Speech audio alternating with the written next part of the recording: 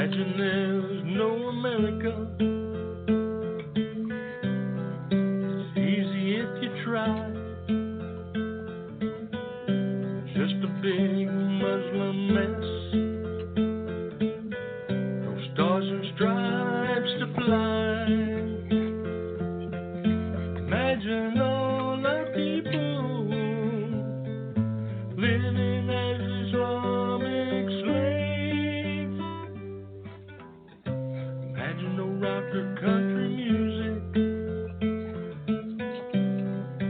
Isn't that hard to do? No baseball or hot dogs. As far as freedom goes, we're screwed. Imagine all our pretty girls wearing those awful black sheets. You may say I'm a doom and gloomer, but I'm not the only one. I hope someday you'll wake the heck up, and the nation will be strong. Imagine there are no possessions. That's the Muslim plan. No need for Ford or Chevy. It's a veritable Suckistan. Imagine all our people losing all we have. You may say I'm a doom and gloomer,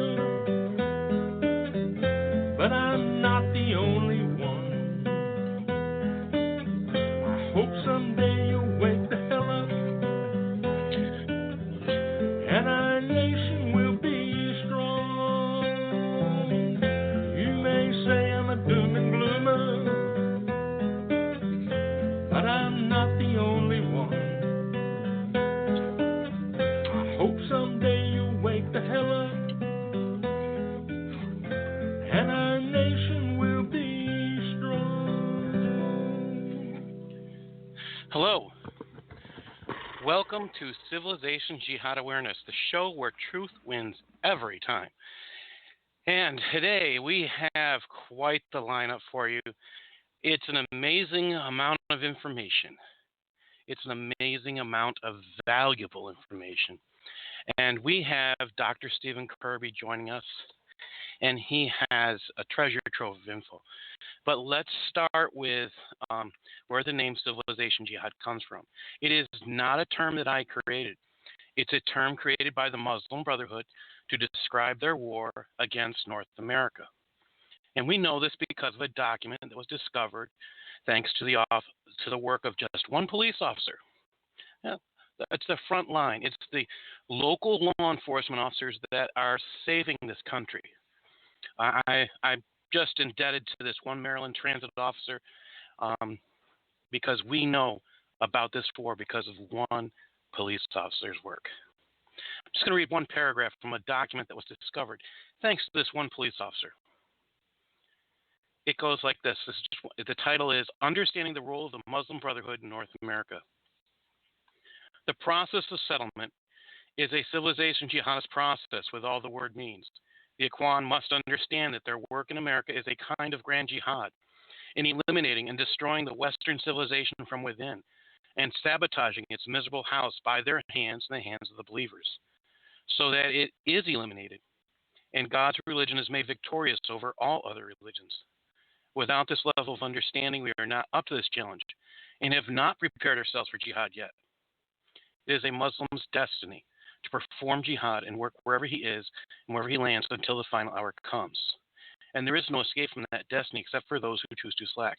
But with the slackers and the mujahideen be equal. Now, this is something said by the Muslim Brotherhood of North America. What does that mean? Well, it means someone's declared war on us. We haven't recognized it. So we need to become aware. Hence the name of the show, Civilization Jihad Awareness. Become aware. Be ready. Be watching. And I do want to say thank you for our guest who is here waiting patiently. I want to tell you a little bit about him before we simply start. Here we go. Dr. Stephen Kirby is retired after spending over 31 years in law enforcement, most of that time with the Los Angeles Police Department, LAPD. During the latter half of his law enforcement career, he specialized in the investigation of white-collar crimes and public corruption. While investigating crimes was his main responsibility, Stephen was also the instructor in LAPD's detective school and later taught courses on public corruption and investigation to new district attorney investigators. He attended the University of Virginia, where he earned a PhD in foreign affairs with an emphasis in Soviet foreign policy. Steve is author of 5 books and numerous articles and brochures about Islam. His latest book is titled The Lure of Fantasy Islam, Exposing the Myths and Myth Makers. His books are available at Amazon.com. Steve is a contributor to Front Page Magazine, Rutz Shiva 7, in Israeli National News, Jihad Watch, Militant Islam Monitor, PipelineNews.org, American Thinker, and more. His website is Islam Series, SERIES.org. I recommend go to that site. Go to that site and learn from it. And while I'm saying that, thank you, Dr. Fading. Welcome. Thanks, Paul. It's great to be on your show. I'm going to see if I can boost you a little bit. Are you a little bit closer to a mic or? There you go. How's that? Is that? That's better. Thank you. It was a little good. Thank you. I think you are a treasure trove of information, and we're going to tonight. There's a lot of information that you have to share, and I thank you for joining us. I want to start really quick and get into this. Your work on the U.S. Constitution and the belief of Islam uses the red-green axis to address the issue.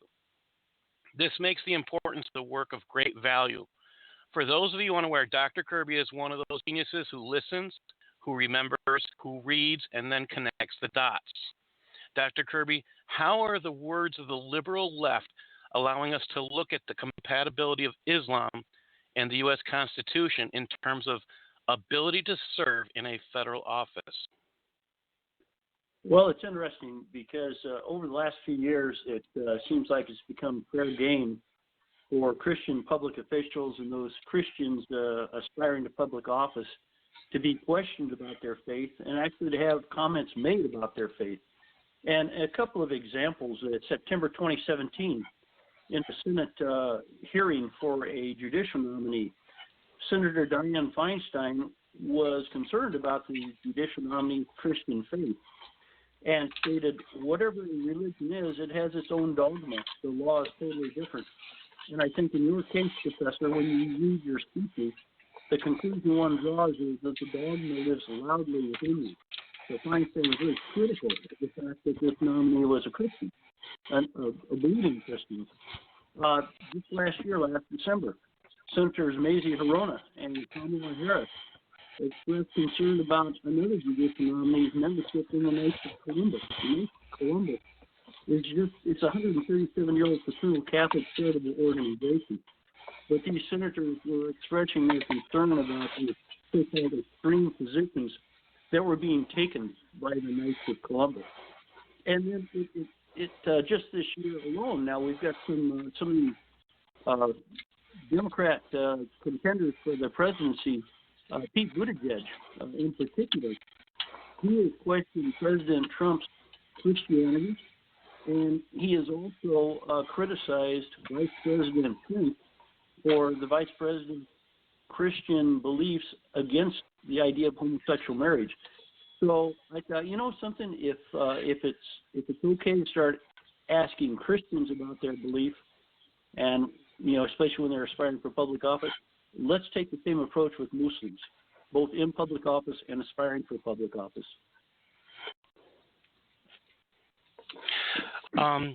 What have Muslim representatives to Congress that are done that warrant a closer look at the faith structure called Islam? Well, the thing that caught my eye in particular was this willingness to make openly anti-Semitic statements. And we find that with two representatives in particular, Ilhan Omar from Minnesota and Rashida Tlaib from Michigan. And with Omar, for example, she talks about U.S. lawmakers support Israel because of what she called the Benjamins, the $20 bills with Benjamin Franklin on them. And that's one of the classic anti-Semitic themes. The Jewish financiers are buying off politicians. But Omar also talked about Jewish lawmakers having dual loyalty, another classic anti-Semitic theme, implying that Jews, by their nature, are disloyal to the United States. And then Rashida Tlaib, she hasn't been as out front about this, but it's interesting. The first day she was in office, she had a map of the Middle East in her office. And over the portion of over Israel, she had a post-it note that said Palestine. So she was denying the existence of Israel. But she also attacked Republican lawmakers and opponents of the anti-Israel BDS movement, the Boycott, Divestment, and Sanctions movement, by saying they forgot what country they represent. Once again, this idea of the dual loyalty, implying that there's a loyalty to Israel over the United States. But there was something really interesting I recently came across. An organization called Capital Research Center had an article back in March about Tlaib. And I'll read it to you. Tlaib follows an Instagram account that routinely shares blatantly anti-Semitic posts and 9/11 conspiracy theories.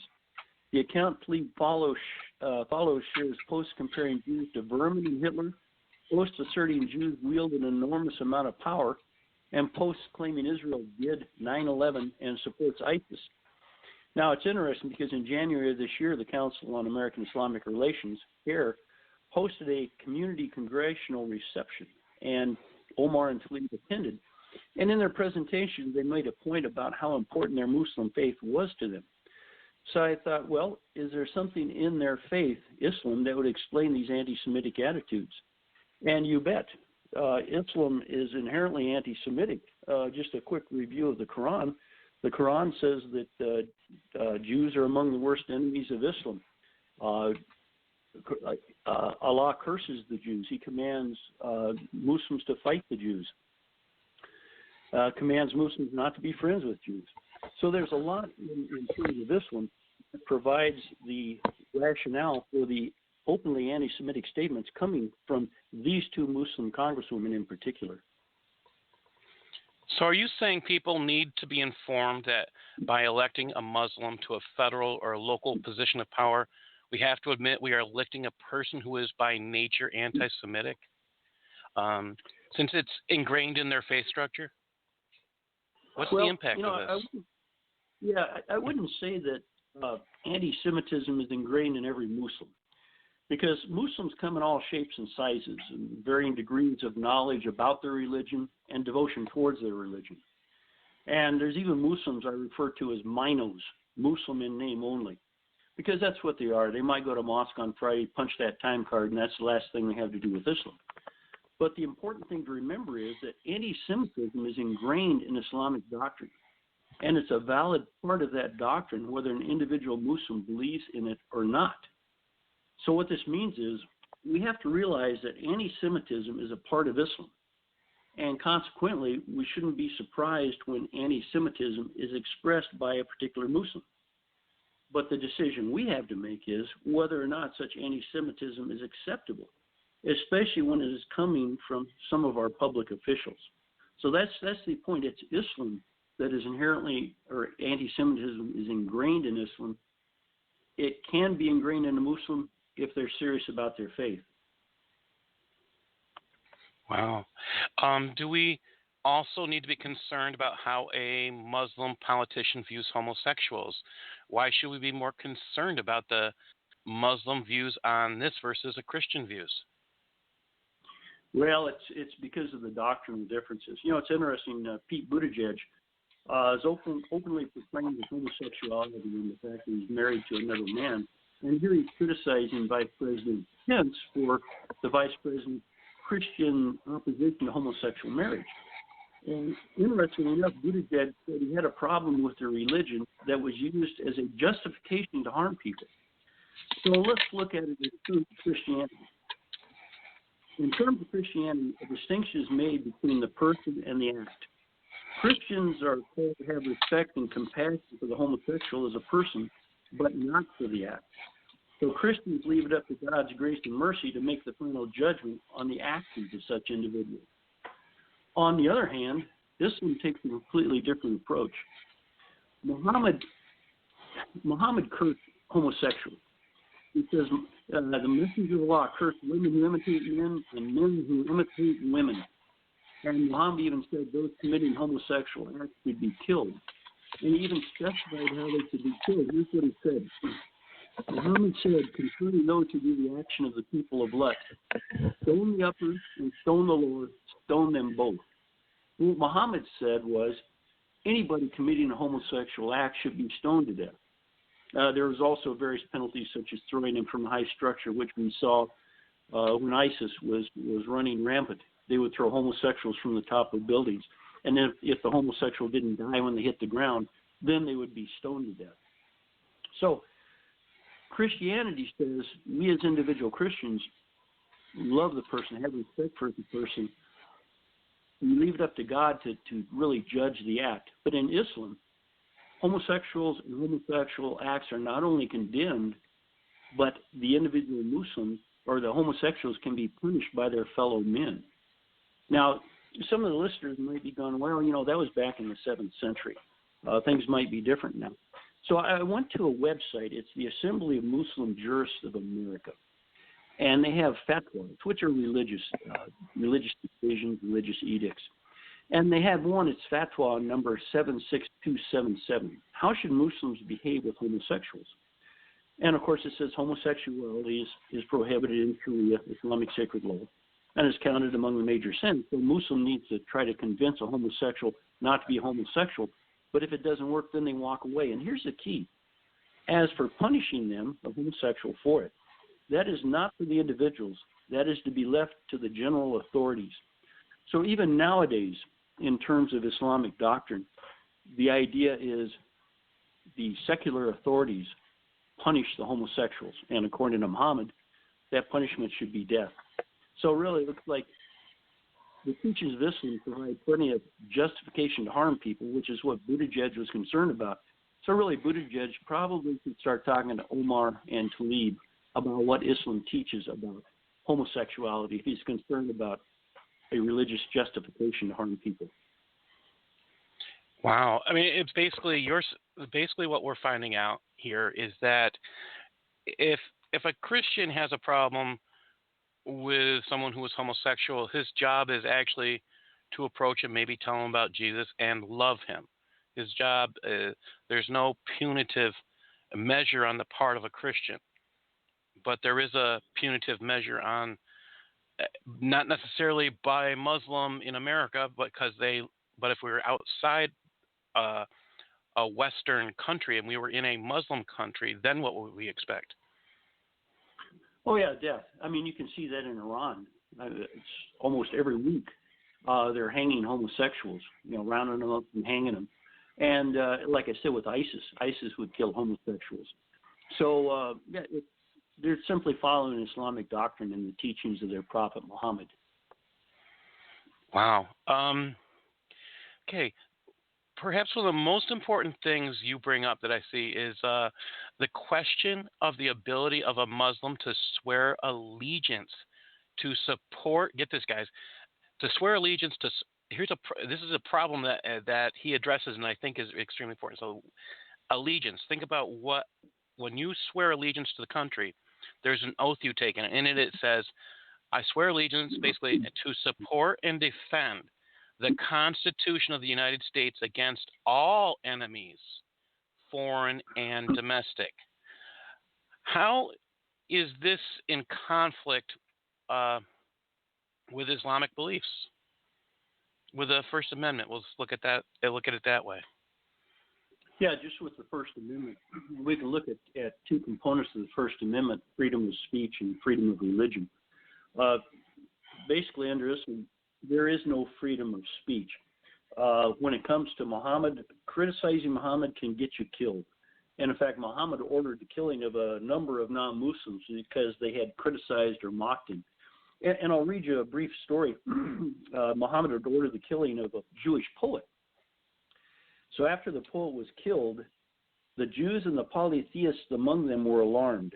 They came to the prophet Muhammad when it was morning and said, "Our companion, who was one of our lords, was knocked up at night and murdered treacherously, with no crime or incident by him that we know of." The messenger of God, Muhammad, replied, "If he had remained as others of similar opinion remained, he would not have been killed treacherously. But he hurt us and insulted us with poetry. And one does not do this among you, but he shall be put to the sword." So think about that. He hurt and insulted us with poetry. And for that, the Jewish poet was killed. And so Muhammad ordered a number of you could say, non-combatants to be killed because they criticized him or mocked him. But Muhammad even told the Muslims around him that there was no punishment for killing anyone who reviled or criticized Muhammad. And there's a number of examples where a Muslim killed somebody who was mocking Muhammad and then later went to Muhammad, and Muhammad said, "No problem at all. Basically, you're forgiven." Now here again, somebody could say, well, these are in the 7th century. Are these really applicable today? So we'll do a quick overview. 2005, Danish newspaper published cartoons about Muhammad caused death and destruction in parts of the Middle East because there were Muslims that said that these cartoons denigrated Muhammad and ridiculed Islam. And the Kurt Vestergaard was the cartoonist, had multiple attempts on his life, and I think he still has to watch where he goes. And Vestergaard was a cartoonist responsible for these drawings, but the Muslims are trying to kill him because he drew these cartoons. 2007, Swedish artist Lars Vilk drew a picture showing the head of Muhammad on the body of a dog. Consequently, there were attempts by Muslims to kill him, and they even tried to burn Vilk's house down. 2009, Yale University Press agreed to publish a book about the Danish cartoons. The title of the book is The Cartoons That Shook the World. And the book was published in 2009, but here's the kicker. It was published without any of the Danish cartoons or any other illustrations of Muhammad, and that was the condition. And the author was initially reluctant to accept that, but the author finally agreed to do it. But what's interesting is the statement from John Donatich, the director of Yale University Press, when he talked about this decision to publish the book without the cartoons. Donatich said, "When it came between that and blood on my hands, there was no question." So think about this. Donatich knew that if Yale University Press published a book with cartoons of Muhammad and other drawings of Muhammad, they faced possibly death and destruction, as we saw in earlier incidences. So it's a sad commentary when Yale University Press caves to the really threats of drawing Muhammad in the cartoons. How can you have a book about the cartoons that shook the world without the cartoons? And then 2010, Molly Norris. Probably a lot of people have never heard of Molly Norris. She was the editorial cartoonist for the Seattle Weekly in Seattle, Washington. And she came up with the idea of having an Everybody Draw Muhammad Day. But because of threats from folks who claim to be Muslims, and from one jihadist in particular, Anwar al-Awlaki, the FBI advised her to change her name and go into hiding. She's still in hiding today. And more recently, Charlie Hebdo, a French satirical magazine, 2011, they published an edition with a cartoon of Muhammad on the front. Their office was firebombed. Nevertheless, they kept publishing. 2015, two Muslim brothers went into the offices of Charlie Hebdo, shot up the offices, killed 11 people in there, including a police officer, walked outside to escape, killed another police officer. 2 days later, they were surrounded by French security forces, and a French reporter was able to make telephonic contact with one of the brothers. The brother told the reporter, this is the quote from the brother, "We defend the prophet. If someone offends the prophet, then there is no problem. We can kill him." These are words right out of the 7th century, but that was in 2015. This idea about offend the prophet, you die, is alive and well today. So there's no freedom of speech in Islam. Secondly, freedom of religion. The Quran, chapter 4, verse 89 says, if somebody leaves Islam, kill them. Muhammad was quite upfront about it. He said, yeah, somebody leaves Islam, kill him. But not only kill him, Muhammad specified, he says, you can cut their head off if you want. But Muhammad also mentioned crucifixion as another penalty for leaving Islam. So with just these few examples, we can see that under Islam, there is no freedom of speech and there's no freedom of religion. Core components of our First Amendment. Wow. This is kind of, you have a lot more details. I'm glad I got you on. It's a lot more. Just think about that. These are people there are currently people in office across the country, not just in Congress, who are Muslim, who are taking an oath of allegiance to defend the Constitution, yet they cannot agree with it. Wow. Does the Islamic faith have difficulties with more of our Bill of Rights? Yeah, actually, in my articles, I talked about the Eighth Amendment, and then we go outside the Bill of Rights to the 13th Amendment. The Eighth Amendment deals with cruel and unusual punishment. The 13th Amendment deals with slavery. But each one of my articles dealing with the First, Eighth, and 13th Amendments talk about the conflict between Islamic doctrine and the Constitution. And then what I think is very helpful, it provides questions. If you have a Muslim candidate running for office, or actually a Muslim currently in office, each one of my articles provides questions you can ask that Muslim and really determine, does that Muslim abide by Islamic sacred law or the U.S. Constitution? But, there's another thing. Islam has difficulties with more than just our Bill of Rights. Islam has a problem with the entire Constitution because our Constitution consists of man-made laws. And the problem comes about because Islamic sacred law, the Sharia, is based on the words of Allah in the Quran and the teachings and examples of Muhammad. And therefore, it is always to be superior to any man-made law. So Islamic sacred law is the supreme law to be obeyed. And then actually Islam also has a problem with a concept that's fundamental to our rule of law, and you could say fundamental to our understanding of social relations. These words found in our Declaration of Independence. All men are created equal. That means all men, people, women, equal in the eyes of God and equal in the eyes of our law. Unfortunately, Islam teaches that really the only people created equal are Muslim males. And I wrote a brochure about this. It's at my website at islamseries.org. You can click on the brochures tab. I've got 24 brochures there covering different topics. But this one in particular, the title is Islam and American Values, Equality. So you can take a look at that and see actually that under Islam, there is no concept of equality outside of equality among Muslim males. I think it goes even farther. The concept of equality under Islam actually provides, especially in modern day Islam, they give deference to those who speak Arabic. They are treated as higher and more authoritarian than other Muslims. If you are if you're a lighter skin, you're treated sometimes better than a person with a darker skin. There's a whole bunch of things that go against equality in Islam. It's crazy. Yeah, there's definitely a pecking order among Muslims. But in terms of Islamic doctrine, the theory is that the Muslims, well, basically non-Muslims, are not equal to Muslims by any means at all. And there are Quran verses, teachings of Muhammad that talk about Christian and Jews are worth only half of a Muslim.